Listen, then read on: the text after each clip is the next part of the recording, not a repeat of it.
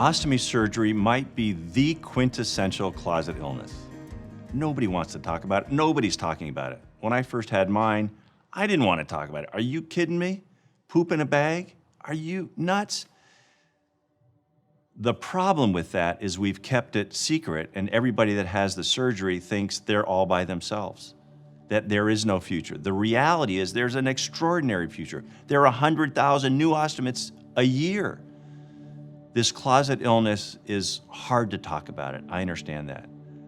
I remember when I was trying to come back and I had to take a shower for the very first time with my teammates. In the NFL, you have community showers, 5 poles, 5 shower heads on each pole. And I remember sitting there in my locker beforehand going, oh my gosh, what am I gonna do? What am I gonna do? And as I sat there, sort of paralyzed, the strength coach that had nursed me back to health walked by, he said, what are you doing, Rolf? And I said, well, I'm trying to figure out how to take a shower. And he goes, you take it the way you always do. You lather up. So I go, Phil, you don't understand. He goes, Rolf, you don't understand. They could care less if you have a bag. They want to know, can you kick the ball through the uprights? The truth is I had to take a shower. This was the meeting point for me.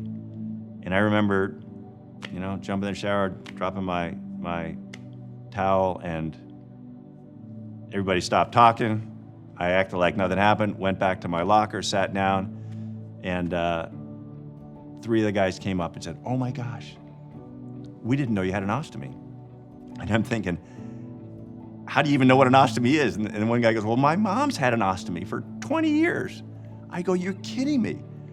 I go, and he goes, well, you got guts. And I said, well, actually, I don't have as many guts as I used to have. And he goes, and it kind of broke the ice. And the players came up and they were curious. And in their own way, they became very protective of me. I think in their minds, I actually probably went up a notch. As a kicker, we're sort of out there anyway. And I think they respected me, that I was taking on life again and returning to them. And I'll never forget, that was the beginning of understanding that people take their cues from you. If you're embarrassed and don't want to talk about it, they don't know what to talk about. Nobody's ever heard of an ostomy. It's when you're comfortable with who you are and what you've gone through and are able to share that, people will respect you, appreciate you, look at you differently.